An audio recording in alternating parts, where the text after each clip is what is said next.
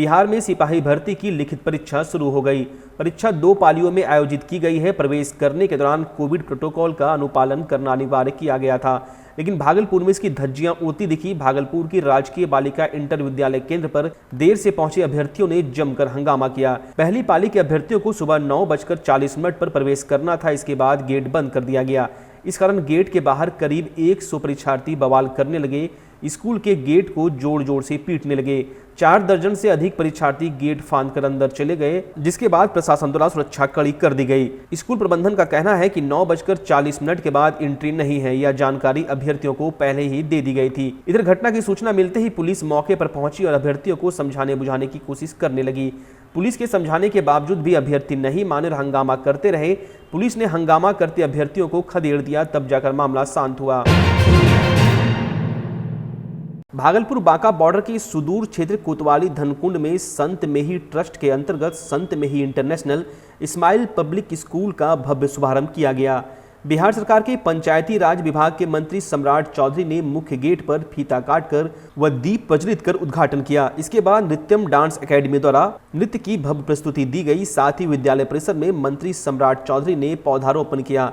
मंत्री ने कहा कि शहर के साथ साथ गांव भी अब स्मार्ट हो रहा है। गांव के बच्चे सही शिक्षा हासिल कर सके, इसको लेकर सुदूर क्षेत्र में संत मेही इंटरनेशनल स्कूल खोला गया है। उन्होंने कहा कि गांव हमारा स्वच्छ होगा और हर गांव में सम्राट अशोक भवन भी बनाए जाएंगे। आपको बता दें, संत मेही इंटरनेशनल में डे बोर्डिंग, बेहतर फैसिलिटी के साथ हॉस्टल, सभी क्लास में स्मार्ट क्लास की सुविधा दी गई है। साथ ही क्लास नर्सरी से 10वीं तक की पढ़ाई की व्यवस्था की गई है। विद्यालय में नामांकन प्रक्रिया शुरू हो चुकी है। कार्यक्रम के दौरान कहलगांव विधायक पवन यादव, TNB कॉलेज के पूर्व प्राचार्य RCP वर्मा, किशनगंज जेल के जेल अधीक्षक निरंजन कुमार पंडित, स्कूल प्रबंधन समिति के लब कुमार, चंदन कुमार समेत कई लोग मौजूद थे। मैं इस मिशन को लेकर चला हूँ, जैसे और मिशन विदेशों से आकर हमारे भारतवर्ष की संस्कृति को चौपट कर रहा है। मैं अपनी संस्कृति के साथ आगे बढ़ूंगा और आगे बढ़ के करके दिखाऊंगा, जो भविष्य में ऐसा कभी नहीं मिलेगा। हम लोग के प्रधानमंत्री महोदय भाई नरेंद्र मोदी जी कहते हैं कि ऐसे चलो शहर, चलो अब गांव की ओर।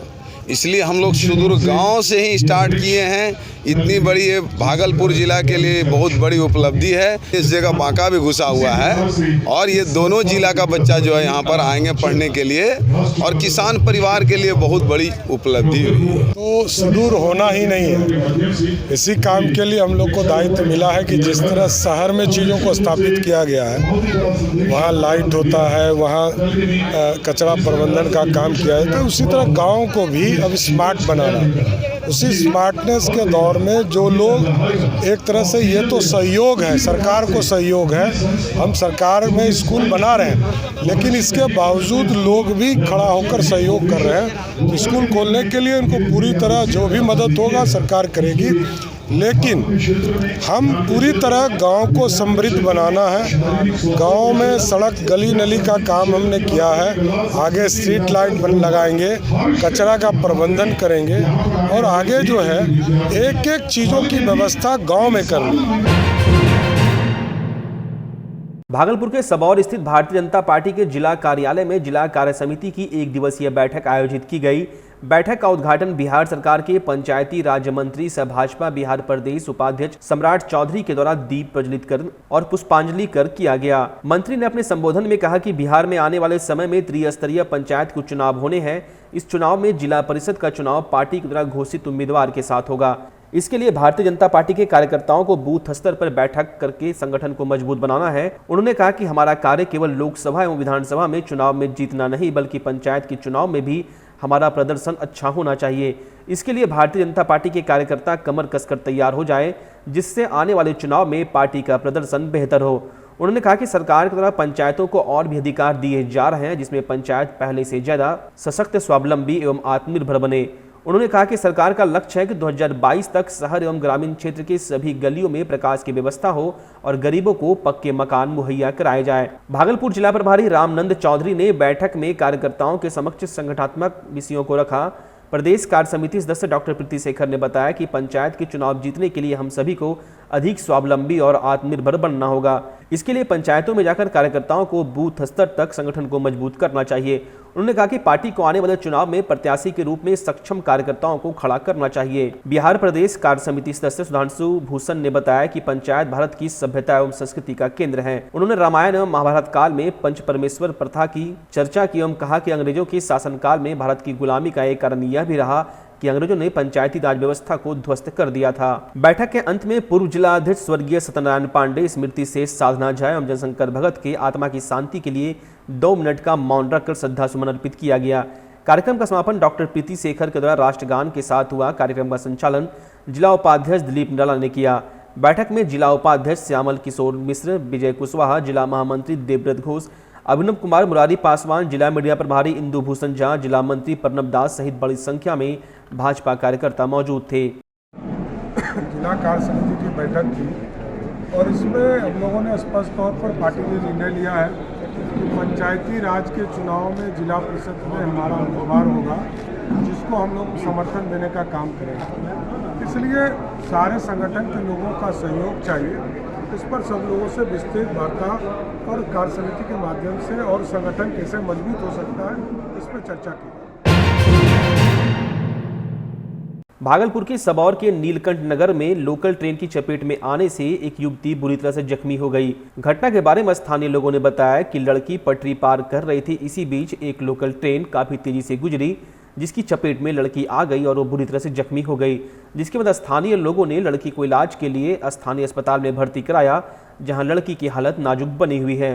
सूचना मिलने तक युवती के बारे में कोई जानकारी प्राप्त नहीं हो सकी थी। गोराडीह प्रखंड के अंतर्गत ग्राम कासिन में बसंत उत्सव कार्यक्रम के तहत केबीसी कौन बनेगा कॉम्पिटिटिव चैंपियन प्रतियोगिता का आयोजन किया गया। इस कार्यक्रम के तहत केबीसी में कंप्यूटर महोदय द्वारा 10 प्रश्न पूछे गए। जीतने वाले प्रतिभागियों के लिए 5000 की इनाम राशि निर्धारित की गई थी, जिसमें कुल 15 प्रतिभागी ऐसे थे जिन्हें हॉट सीट पर बैठने का अवसर प्राप्त हुआ, जिसमें वर्ग 6 से 12वीं क्लास के बच्चे उपस्थित रहे। यह कार्यक्रम पूरी तरह से सोनी टीवी पर आयोजित होने वाले अमिताभ बच्चन के केबीसी से प्रेरित है और इसकी विशेषता है कि यह केबीसी कार्यक्रम पूरी तरह से डिजिटलाइज है।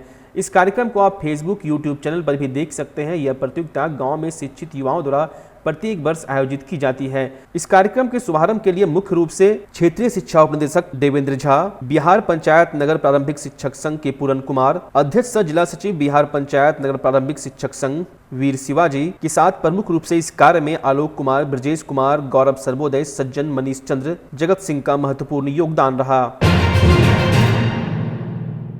रामेश्वर सेवा समिति के द्वारा भागलपुर के सुल्तानगंज प्रखंड के रघुचक अन्नहार गांव में बाबा रामेश्वर महादेव मंदिर प्रांगण में आयोजित रामकथा और भागवत कथा के तीसरे दिन रामकथावाचक चंडीगढ़ से पधारे कुंदन जी महाराज ने श्रद्धालुओं को देव ऋषि नारद का सांसारिक क्रियाओं से मोहभंग होना और संसार में पाप रूपी अंधकार के बढ़ जाने के बाद इसका नाश करने के लिए भगवान श्री राम का अवतार लेने की कथा को विस्तार पूर्वक सुनाया। इस दौरान कथावाचक ने कहा कि जब जब संसार में पाप का आधिपत्य बढ़ जाता है, धर्म की हानि होने लगती है, धर्म की रक्षा के लिए प्रभु श्री राम प्रकट होते हैं और धर्म का पताका लहराते हैं। वहीं श्रीमद् भागवत कथावाचक वृंदावन से आए बालेंद्र शास्त्री जी महाराज ने भागवत कथा के तीसरे दिन महाराज प्रियव्रत का चरित्र, महाराज भारत के शासन करने पर इस देश का नाम भारत पड़ना, हिरण्यकशिपु की आतंकता से दुखी जन जन की कथा, भक्त प्रहलाद के द्वारा नवधा भक्ति का अपने पिता को उपदेश देना, अपने भक्त प्रहलाद के लिए नरसिंह भगवान का रूप धारण कर पापी हिरण्यकशिपु का अंत करने की कथा भक्तों को विस्तार पूर्वक सुनाई। इस दौरान भागवत कथावाचक वालेंद्र शास्त्री ने कहा कि भक्त के बस में भगवान है। राम कथा और श्रीमद् भागवत कथा के दौरान आकर्षक झांकी लोगों के आकर्षण का केंद्र रही